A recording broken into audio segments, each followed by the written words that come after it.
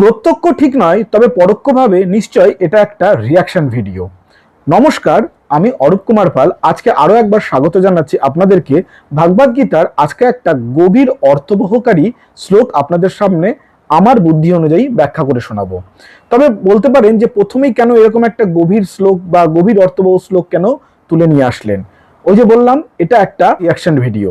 চলুন কোন শ্লোকটার কথা বলছি আর কি বা তার মানে সেটা একটুখানি দেখে নিই। कर्मण्य कर्मय पश्येद कर्मणि च कर्मयः स्वबुद्धिमान मनुष्येषु च युक्तः कृतस्न कर्म कृतः। অধ্যায় 4 অর্থাৎ জ্ঞানযোগ এর বাংলা অর্থ হলো, যে ব্যক্তি কর্মে অকর্ম এবং অকর্মে কর্ম দেখেন মানুষের মধ্যে তিনি জ্ঞানী ও যোগযুক্ত এবং সর্বকর্মকারী। শ্লোকটি চতুর্থ অধ্যায়ের 18 নম্বর শ্লোক। এই শ্লোকের বাংলা মানে করলে যেটা দাঁড়ায় সেটা হচ্ছে, কর্মের মধ্যে যিনি অকর্মকে দেখেন এবং অকর্মের মধ্যে যিনি কর্মকে দেখেন তিনি মনুষ্যগণের মধ্যে বুদ্ধিমান এবং তিনি সম্পূর্ণ কাজ করেন। ঠিক আছে, এই কথাটার মানে হচ্ছে এটা। তো উনি এই ভিডিওতে যে রিয়াকশনটা শ্লোকটা থেকে দিয়েছেন সেটা দেখে আমার মনে হয়েছে যে কি এটা ফালতু টাইপের একটা লজিক। কর্মের মধ্যে অকর্মকে দেখা যাচ্ছে, অকর্মের মধ্যে কর্মকে দেখা যাচ্ছে, এটার কোনো যুক্তি আসে না, নাকি এটা ভাষার মারপ্যাচ, মানে এরকম একটা উনি রিয়াকশন দেওয়ার চেষ্টা করেছেন যাতে মনে হচ্ছে শ্লোকটা বোধহয় একটা ফালতু বা একটা কোনো একটা মিনিংলেস একটা বা অদ্ভুত একটা ভাষার মারপ্যাচ এরকম টাইপের একটা দেওয়া হচ্ছে। চলুন আজকে এই শ্লোকটাকে আমরা একটুখানি বোঝার চেষ্টা করব, সত্যি কি শ্লোকটা এরকম নাকি শ্লোকটা কোনো গভীর অর্থ বহন করছে। চলুন সেটা আগে দেখি। আচ্ছা, প্রথমেই আমি এই শ্লোকটাকে ব্যাখ্যা করাটাকে না আমি দুটো স্টেপে করব। প্রথম স্টেপে আমি এটা বোঝানোর চেষ্টা করব যে এই যে লজিকটা, এই কথার মধ্যে দিয়ে যে মানে বোঝানোর চেষ্টা করছে, মানে কর্মে অকর্ম আর অকর্মে কর্ম, এই জিনিসটা যে সাধারণ ক্ষেত্রে বা বাস্তব ক্ষেত্রেও কিন্তু হয়, মানে এই জিনিসটা কিন্তু খুব একটা অদ্ভুত বা কোনো মানে অন্য কোনো বিশ্বের জিনিস বা অন্য কোনো শুধু ভাষার মারপ্যাচ, ব্যাপারটা কিন্তু এরকমটা নয়। এটা কিন্তু সাধারণ ক্ষেত্রেও এরকম ঘটনা কিন্তু ঘটে। এইটা প্রথমে বোঝানোর চেষ্টা করবো। দ্বিতীয়তে আসবো হচ্ছে এই শ্লোকটার অ্যাকচুয়াল মানে ভগবদ্গীতাতে এখানে কি বলা হচ্ছে। চলুন প্রথমে আসি প্রথম পার্টটা, যেটা বাস্তবে এই কথাটার মানে কিন্তু হয়, মানে এরকম ঘটনা কিন্তু বাস্তবে ঘটে।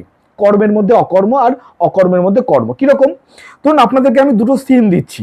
প্রথম সিনে রয়েছে এরকম যে একটা বাচ্চা, আজকে তো ডিজিটাল ক্লাসরুমের যুগ, একটা বাচ্চা পড়াশোনা করছে, সন্ধেবেলায় সে পড়তে বসেছে, কানে তার হেডফোন, ল্যাপটপের সামনে সে বসে রয়েছে এবং সে সন্ধেবেলা থেকে টানা 1.5-2 ঘন্টা মানে ল্যাপটপের সামনে একদম কনস্ট্যান্ট বসে আছে, পড়াশোনা করছে বলে দেখা যাচ্ছে। আর একটা সিনে রয়েছে এরকম যে একটা বাচ্চা, তার সামনে ল্যাপটপ খোলা আছে, সে কান থেকে হেডফোনটা নামিয়ে তার পাশে বিছানায় সে একটু কাত হয়ে চোখ বন্ধ করে শুয়ে আছে। ঠিক আছে, এইবার দুটো সিনকে দেখে কিরকম মনে হচ্ছে? দেখে মনে হচ্ছে, প্রথম সিনটা দেখে মনে হচ্ছে যে প্রথম ছেলেটি সে ল্যাপটপে পড়াশোনা করছে, মন দিয়ে পড়াশোনা করছে, অর্থাৎ পড়াশোনা নামক কর্মটি সে করছে। দ্বিতীয়টিতে দেখা যাচ্ছে সে তার সামনে ল্যাপটপ খোলা আছে, মানে সে পড়বার জন্য বসেছিল কিন্তু সে পড়াশোনা করছে না, শুয়ে আছে। ওকে, তাহলে প্রথম কেসটিতে দেখা যাচ্ছে যে ছেলেটি কর্ম করছে, আর দ্বিতীয় ক্ষেত্রে দেখা যাচ্ছে যে ছেলেটির জন্য যে কর্ম নির্ধারণ ছিল অর্থাৎ পড়াশোনা করা, সে কিন্তু পড়াশোনাটি করছে না। তাহলে প্রথমটিকে যদি আমি কর্ম বলি, দ্বিতীয়টিকে অকর্ম বলা হচ্ছে। ঠিক আছে, এটা কিন্তু হচ্ছে আমাদের ভাগবত গীতাতে অকর্ম মানে কিন্তু এটাই বলা যে কর্ম না করাকে অকর্ম বলা হচ্ছে। ওকে, সেই জন্য আমি এই কর্ম না করাকে আমি অকর্ম বললাম। ওকে, আচ্ছা, এবার এই শ্লোকটাতে কি বলা হচ্ছে? বলা হচ্ছে যিনি বুদ্ধিমান, মনুষ্যগণের মধ্যে যিনি বুদ্ধিমান তিনি কর্মের মধ্যেও অকর্মকে দেখবেন আর অকর্মের মধ্যেও কর্মকে দেখবেন। এক্ষেত্রে বুদ্ধিমান মানে কি? বুদ্ধিমান মানে হচ্ছে যার সঠিক জ্ঞান আছে এবং সে শুধু সঠিক জ্ঞান নয়, সঠিক জ্ঞানটাকে সঠিকভাবে বিশ্লেষণ করে তিনি প্রক্ষেপণ করতে পারেন বাস্তব জীবনে, তাকে বুদ্ধিমান বলা হয়।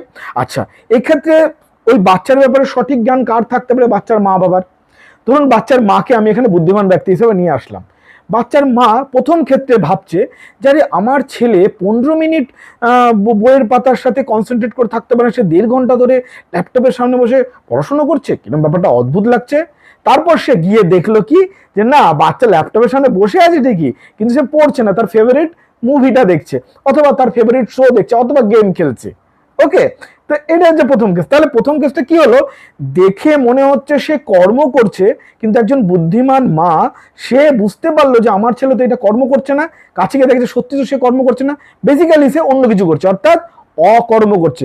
পড়াশোনাটা এখানে কর্ম ছিল, তো সে পড়াশোনা করছে না মানে কি, সে অকর্ম করছে। তাহলে একজন বুদ্ধিমান মা কর্মের মধ্যেও মনে হচ্ছে সে কর্ম করছে, কিন্তু কর্মের মধ্যেও সে অকর্মকে দেখে ফেললো।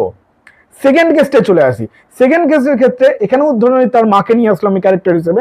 তার মা এসে ভাবলো যে তার ছেলে, সে তার ছেলেকে চেনে, সে জানে যে আমার ছেলে সত্যি পড়াশোনা অন্তর্বান, সারাদিন সে পড়াশোনা করে, পড়াশোনা ছাড়া সত্যি কিছু বোঝে না, সে এরকম করে ল্যাপটপ খুলে শুয়ে আছে, তার নিশ্চয়ই কিছু করছে হয়তো।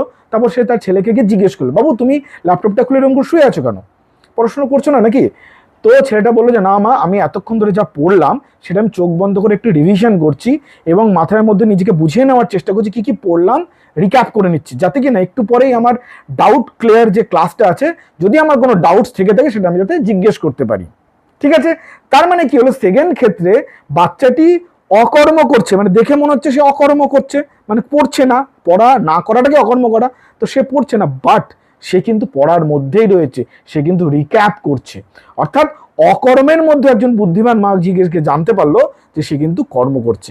অর্থাৎ কর্মের মধ্যে অকর্ম বর্তমান হতে পারে, অথবা অকর্মের মধ্যেও কর্ম বর্তমান হতে পারে। এটা আমি একটা বাস্তব উদাহরণ দিয়ে জাস্ট বোঝানোর চেষ্টা করলাম যে এই যে শ্লোকটা যে বলা হয়েছে, শ্লোকটা এমনি কোনো একটা ফালতু লজিক বা ভাষার মারপ্যাচ কিন্তু নয়, এটা বোঝানোর জন্য।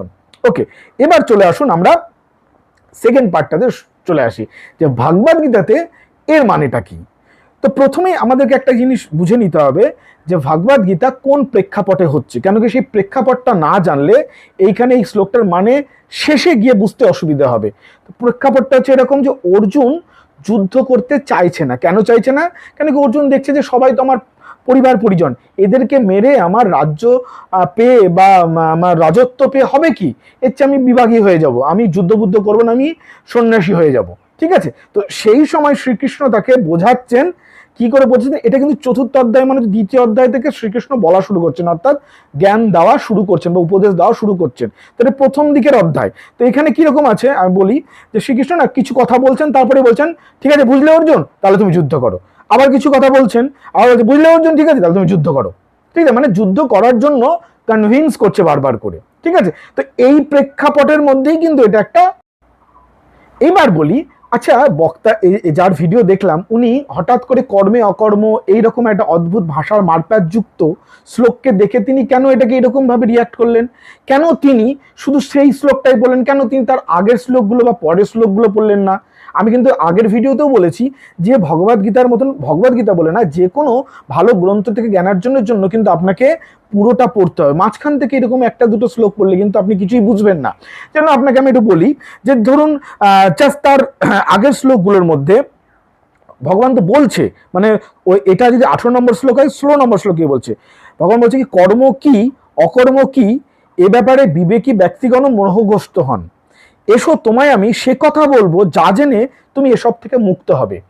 মানে বুঝতে পারছেন যে কর্ম কি অকর্ম কি এই জিনিসটা কিন্তু অতটা ইজি নয়, এটা একটু মানে মোহগ্রস্ত মানুষরা এটা ভুল বুঝে ফেলে। ঠিক আছে, তো এটা কিন্তু ভালো করে বুঝতে হবে। এবং এসো অর্জুন তোমাকে আমি বলছি কর্ম কি অকর্ম কি। তার মধ্যে তিনি এই শ্লোকটা একটা বলেন, এবং তারপরে এই 18 নম্বর শ্লোকের পরে তারপরে 4টে শ্লোকে ভগবান এটা বোঝানোর চেষ্টা করলেন যে আসলে কর্ম বলতে এখানে যেটা বলা হচ্ছে, কর্মের মধ্যে অকর্ম খুঁজতে গেলে সেই কর্মটা কি সেই ব্যাপারে যখন বলছেন ভগবান, তা না বলি, যেমন বলছেন 20 নম্বর শ্লোকে বলছেন যে যিনি কর্মফলের আসক্তি ত্যাগ করে নিত্য তৃপ্ত থাকেন আত্মার প্রতি, তিনি কর্মে প্রবৃত্ত হইয়াও কিচ্ছু করেন না। এই একটা শ্লোকই কাফি নয় যে কর্মের মধ্যে অকর্মকে খুঁজে বার করতে? ঠিক আছে, আচ্ছা যদি উনি পড়তেন পুরোটা, তাহলে অন্তত পক্ষে তিনি এরকম এই যে কি অদ্ভুত টাইপের রিয়াকশন দিলেন, সেই রিয়াকশনটা দিতেন না। তিনি হয়তো বোঝার চেষ্টা করতেন, তাহলে কিছু একটা জিনিস যেটা আমি বুঝতে পারছি না, তিনি কোয়ারি করতেন এবং সেটা আনসার পাওয়ার চেষ্টা করতেন। ওকে, চলুন এবার আমরা বোঝার চেষ্টা করি কি ব্যাপার। প্রথম কথা হচ্ছে কর্ম জিনিসটাকে না 3টে পার্ট দিয়ে এই কর্মটা গঠিত হয়, একটা কর্ম গঠিত হয়। তার মধ্যে একটা কর্তা থাকে, একটা ক্রিয়া থাকে, আর তার সাথে থাকে একটা কর্মফল। ওকে, তাহলে একটা কর্ম মানে হচ্ছে একজন কর্তা থাকবে, একটা ক্রিয়া থাকবেন, একটা কর্মফল থাকবে। যেমন ধরুন ভাত খাওয়া এটা একটা ক্রিয়া। এবার আমি যখন তার সাথে যুক্ত হচ্ছি, মানে আমি ভাত খাচ্ছি, ঠিক আছে, তাহলে আমি মানে কর্তা হলাম, ভাত খাওয়াটা একটা ক্রিয়া হলো, আর ফল কি হবে? ডেফিনেটলি ভাত খেলে আমার পেট ভরবে। ওকে, তাহলে প্রত্যেকটা ক্রিয়া যখন কর্ম হিসাবে তার একটা ফল থাকে। এই ব্যাপারটা ক্লিয়ার? আচ্ছা, এবং কর্ম করা মানে কিন্তু এই তিনটে জিনিস একসাথে হলেই তখন সেটাকে একটা কর্ম সম্পাদন করা বলে। মানে কর্তা ছাড়া কিন্তু ব্যাপারটা কর্ম হয় না। যদি কর্তা না থাকে, এখানে ধরুন ক্রিয়া হচ্ছে, ফল হচ্ছে আলাদা ব্যাপার, যদি কর্তা না থাকে তাহলে কিন্তু এটাকে শুধু আমরা ক্রিয়া বলবো। যেমন ধরুন প্রকৃতিতে অনেক কিছু ক্রিয়া হয়, যেমন ধরুন বাতাস প্রবাহিত হচ্ছে, সমুদ্রে জোয়ার ভাটা আসছে, হ্যাঁ, মানে পৃথিবীর আহ্নিক গতি বার্ষিক গতি হচ্ছে, এগুলো কিন্তু ক্রিয়া, মানে আমি করছি না। ক্লিয়ার? এবার যারা ধরুন ঈশ্বরে বিশ্বাসী তারা বলো ঈশ্বর করাচ্ছেন, তাহলে এখানে ঈশ্বর আবার কর্তা হয়ে যাবেন। ঈশ্বরই আহ্নিক গতি বার্ষিক গতি করাচ্ছেন, ঈশ্বর বায়ু প্রবাহ করাচ্ছেন। আর যারা ঈশ্বরে বিশ্বাস করে না তাদের কাছে এটা সিম্পল একটা ক্রিয়া, কারণ এখানে কোনো কর্তৃত্ব ভাব নেই। তাহলে একটা কর্ম হতে গেলে কিন্তু কর্তাকে থাকতেই হবে, তা না হলে এটাকে শুধু আমি ক্রিয়া বলবো। এই অবধি ক্লিয়ার? চলুন উদাহরণটা আমাকে দিয়ে বোঝাই, তাহলে বুঝতে সুবিধা হবে। আমি কোনো একটা কাজ করছি, তাহলে এখানে আমি কর্তা, আজ কাজ করছি, তাহলে এটা সবটা মিলে একটা কর্ম হলো। আর আমি করছি না এই ভাবটা যদি চলে আসে তাহলে কি হয়ে যাচ্ছে, এটা অকর্ম হয়ে গেল। আচ্ছা, তাহলে এখানে মূল ব্যাপারটা হচ্ছে আমি। ভগবদ গীতা যদি আপনি আগের অধ্যায়গুলো পড়েন, বিশেষ করে দ্বিতীয় অধ্যায় এবং তৃতীয় অধ্যায়, সেখানে ভগবান বারবার করে এটা বুঝিয়েছেন যে রিয়েল যে আমি, মানে আমি বলতে অ্যাকচুয়াল যে আমিকে বোঝানো হয়, যেটার নাম আত্মা দেওয়া হয়েছে, সেই আত্মা কিন্তু বেসিক্যালি এই শরীর মন থেকে কিন্তু নির্লিপ্ত, মানে শরীর মনের সাথে কখনো জুড়ে যায় না। ঠিক আছে, মানে শরীর মন বলতে যা বোঝায়, আর সেই আত্মা কিন্তু এই প্রকৃতির সমস্ত কাজ থেকে নির্লিপ্ত থাকে, সে অজেয়, সে অমর। ঠিক আছে, তো সেই আত্মাকে যদি আপনি বুঝতে পারেন তাহলে বুঝতে পারবেন যে সেই আত্মা এই কোনো কাজের মধ্যে ঢুকছে না। ক্লিয়ার? তাহলে ওই আমি ভাবটা চলে যায়। ব্যাপারটা আর একটু ভালো করে বোঝানোর চেষ্টা করুন। দেখুন, আমি হচ্ছে, আমরা প্রথমে আমি বলতে কি বুঝি, এই শরীরটা বুঝি, কিন্তু ভগবদ গীতাতে এই অধ্যায়, আগের অধ্যায়গুলোতে এটা বুঝিয়েছে যে আমি কিন্তু এই শরীর মন নয়।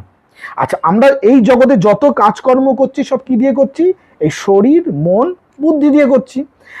আর ভগবান আগেই বলেছে যে এই শরীর মন বুদ্ধি নট ইকাল টু মি, আমি কিন্তু শরীর মন বুদ্ধির বাইরে।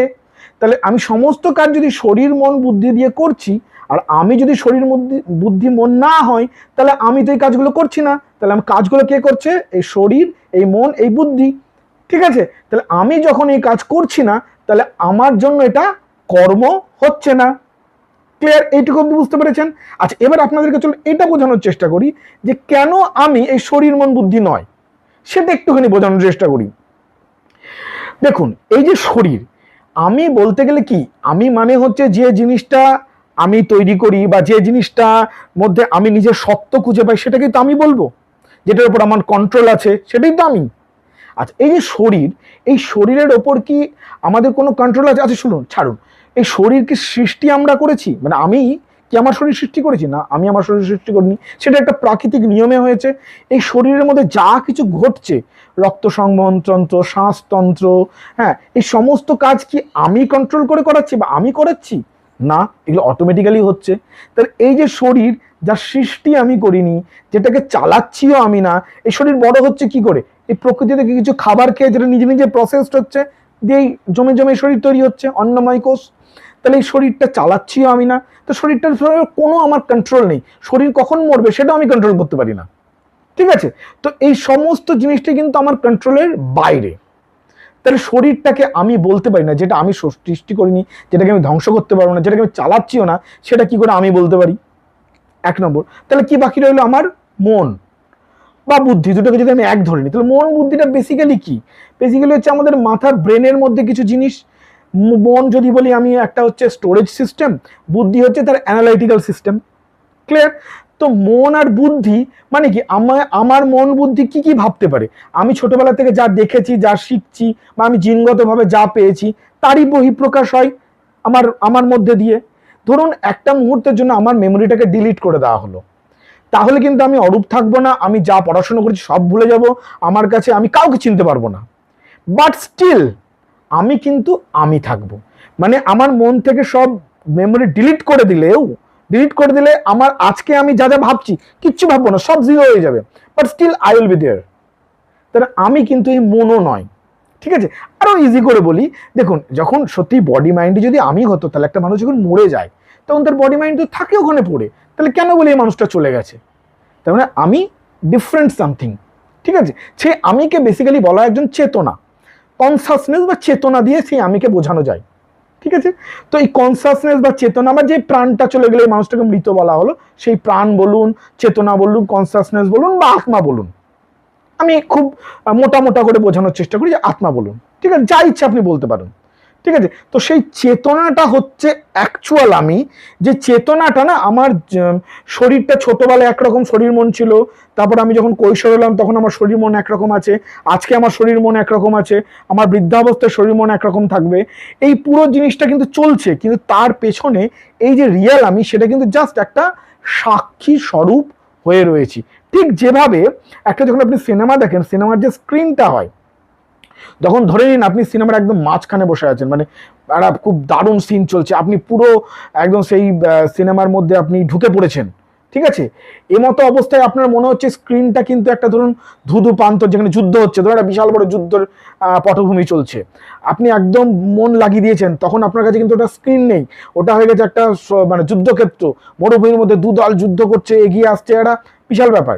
কিন্তু আসলে যদি আপনি টুক করে একটু বেরিয়ে এসে দেখেন যে আসলে কি, ওইটা কিন্তু একটা স্ক্রিন, শুধু একটা সাদা পর্দা, তাছাড়া কিন্তু নয়, সেখানে কিছু লাইট এবং সাউন্ডের খেলা চলছে, বোঝানো গেল।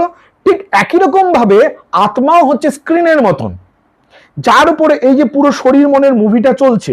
এই শরীর মনটা হচ্ছে, যদি সাংখ্য দর্শনের কথা বলেন, এই শরীর মন বুদ্ধি এটা হচ্ছে প্রকৃতির অংশ, ঠিক আছে।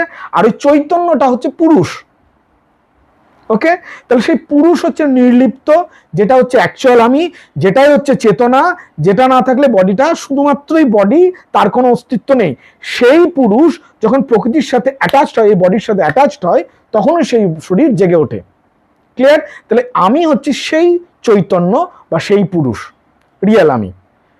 একটা আমি সোজা সোজা করে বোঝানোর চেষ্টা করলাম। তাহলে সেই আমি কিন্তু কোনো কিছুর মধ্যে নির্লিপ্ত নেই, যেমন স্ক্রিন কিন্তু মুভির মধ্যে নির্লিপ্ত হয় না, স্ক্রিন কিন্তু আলাদাই থাকে, ঠিক আছে। তাহলে এটা আপনি বুঝতে পারলেন যে শরীর মন যেটা দিয়ে কার্য হচ্ছে, সেটা কিন্তু আসলে আমি নই, আমি হচ্ছে আলাদা।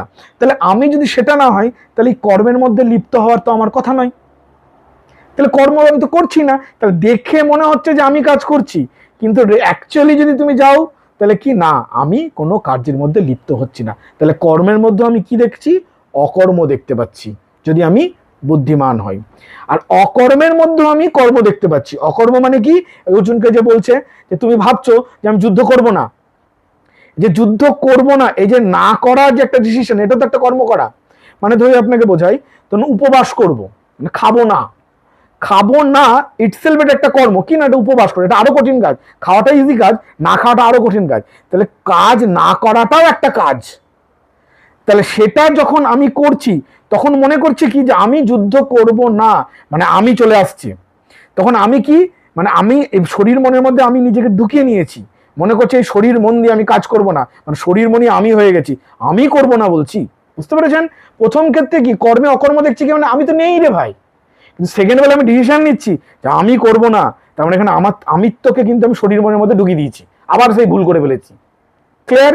তাহলে কিন্তু আবার যদি আমি ভুল করে ফেলি, আবার যদি শরীর মনের মধ্যে আমি ঢুকিয়ে ফেলি, তাহলে আবার আমি কর্তাকে নিয়ে চলে এলাম। তাহলে কর্তাকে যেই নিয়ে চলে এলাম, তাহলে কি হয়ে গেল, কর্ম হয়ে গেল, ক্লিয়ার। খুব সিম্পল ব্যাপার দেখুন, কর্ম আর কর্মফল, তার সঙ্গে কর্তাটা হচ্ছে আসল কথা। কর্তা যদি ইনক্লুড হয়ে যায়, তাহলে কর্ম হয়ে গেল, আর কর্তা যদি এক্সক্লুড হয়ে যায়, তাহলে ক্রিয়া থেকে গেল প্লেন, তাহলে অকর্ম হয়ে গেল, পাতিকতা। তাহলে প্রথম ক্ষেত্রে যিনি বুদ্ধিমান ব্যক্তি, তিনি দেখেন যে মনে হচ্ছে যে আমি কাজ করছি, কিন্তু বেসিক্যালি আমি কাজ করছি না। এই সেন্সে যখন দেখছে, তখন কর্মের মধ্যে অকর্মকে দেখতে পাচ্ছে। কিন্তু যখন আবার দেখতে পাচ্ছে কোনো মানুষ, আমি শরীর মনের মধ্যে ঢুকে গিয়ে মনে করছি যে আমি করছি, এই সেন্স যখন নিয়ে আসছে, সেই মনে করে যদি সে নাও কাজ করে, তাহলেও সেটা কাজ করা, বুঝতে পেরেছেন? সেইটা মনে করে যদি সে নাও কাজ করে কোনো বাহ্যিক, তবুও সেটা এক ধরনের কাজ করা। তাহলে এইভাবে অকর্মের মধ্যেও কর্মকে দেখা যাচ্ছে। সেই জন্য আমি বললাম না, প্রেক্ষাপটটা অর্জুনকে বোঝাচ্ছে। তো অর্জুনকে বলছে, দেখো তুমি যে যুদ্ধ করে মানুষ মারছো, তুমি ভাবছো যে আমি মানুষকে মেরে ফেললাম, আমার আত্মীয় পরিজনকে মেরে ফেললাম, কিন্তু বেসিক্যালি সেটা কর্ম না, কারণ তুমি তো অন্য জিনিস, তুমি তো শরীর মন নাও। আর তুমি এই যে ডিসিশন নিচ্ছ যে ভাই আমি এদেরকে মারবো না, আমি চলে যাবো, এই যে তুমি ডিসিশন নিচ্ছ, কিসের তোমার দেহাভিমান থেকে নিচ্ছ, মানে তুমি নিজেকে বডি ভেবে ফেলছো, এদেরকে মারলে আমার পাপ হবে, তাহলে চলো এখান থেকে বেরিয়ে যাই।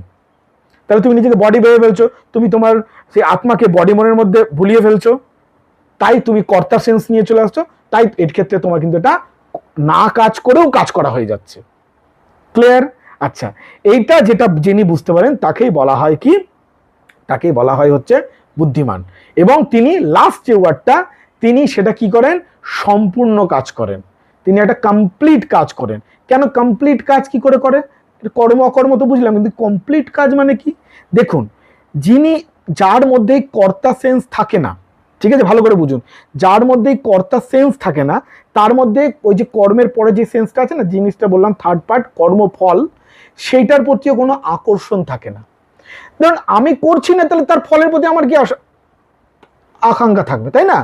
হ্যাঁ, পৃথিবীর আহ্নিক বার্ষিক গতি হচ্ছে, ওটা অটোমেটিক হচ্ছে, আমি চাইলেও হবে, বা আমি তো করছি না, তাহলে তার ফলে কি হচ্ছে তার উপর আমার কোনো কন্ট্রোল নেই, তার প্রতি আমার আসক্তিও নেই।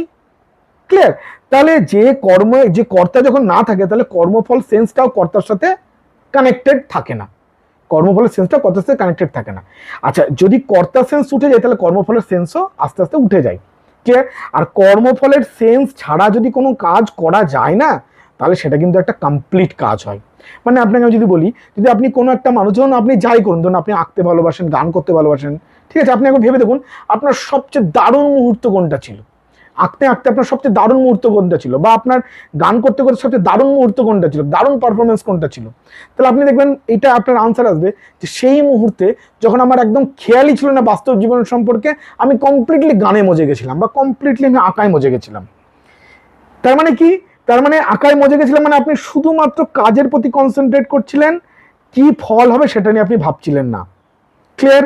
মানে কর্তা সেন্স আপনার থাকতে, আপনি সম্পূর্ণ কাজে মজে গেছিলেন। ক্লিয়ার? যেমন ধরুন আপনাকে বলি, যখন ওই যে মুন্না ভাই এমবিবিএস একটা ডায়লগ ছিল না, যে যখন ওই ডাক্তারটা প্রিন্সিপাল বলছে যে আমি হাজারো পেশেন্টের অপারেশন করবো, আমার কোনো অসুবিধা হবে না, যদি আমার অপারেশনের বেটা আমার মেয়ে থাকে, তখন আমার হাত কাঁপবে। কেন? কেন কি তার মনে হতে পারে যে আমি যদি অপারেশন করে আমার মেয়ে যদি কিছু একটা ভুলভাল করে বলি, তাহলে আমার মেয়ে মরে যেতে পারে, বা আমার প্রবলেম হয়ে যেতে পারে। অর্থাৎ সেক্ষেত্রে কি হয়েছে কি, সে তার কর্মফলের প্রতি কনসেন্ট্রেট করে ফেলেছে, এবং তার কর্তা সেন্স যে আমি করব, আর তার জন্য ফল প্রবলেম হলে আমার মেয়ে মরে যেতে পারে। তাহলে কর্তা এবং কর্মফল দুটো কর্মের মধ্যে অ্যাটাচড হয়ে গেছে। তো এই সেন্স দিয়ে কিন্তু সে কাজটা ভালো করে করতে পারবে না। তাই একটা কর্মকে কমপ্লিট ভাবে করবার জন্য, একদম আপনার যতটা ম্যাক্সিমাম আছে সেটা দিয়ে একটা কাজকে করতে গেলে আপনার কর্তা সেন্স এবং কর্মফল সেন্স দুটো কিন্তু সরিয়ে ফেলতে হবে, তবেই আপনি একটা কর্মকে কিন্তু কমপ্লিট ভাবে করতে পারবেন। তো সেই কথাটাই এই গীতাতে, এই শ্লোকটিতে বলা হয়েছে। ভগবদ গীতার এই শ্লোকটা কিন্তু অত্যন্ত ইম্পর্টেন্ট একটা শ্লোক এবং খুব গভীর একটা শ্লোক। আমি আমার এই অল্প বুদ্ধি দিয়ে বোঝানোর চেষ্টা করলাম, জানি ভিডিওটা একটু দীর্ঘায়িত হয়েছে, আপনারা শুনবেন, যদি শেষ অবধি শুনে থাকেন জানি, তার মানে আপনার আমার বোঝানোটা হয়তো একটু ভালো লেগেছে। আমি এই ভিডিওগুলোকে আমার একটা ইউটিউব চ্যানেল আছে, যার লিঙ্ক আমি প্রথম কমেন্টে দিয়ে দেবো, সেখানে সংরক্ষিত করে রাখছি। তো আপনারা যদি সেখানে এই ধরনের ভিডিও দেখতে চান, আপনাকে আমাকে কমেন্ট করবেন, আমাকে জানাবেন, আমি আগামী দিনেও এই ধরনের ভিডিও করব। চলুন, আপনাদের সাথে আবার একটা পরবর্তী কোনো ভিডিওতে দেখা হবে। ততক্ষণের জন্য নমস্কার।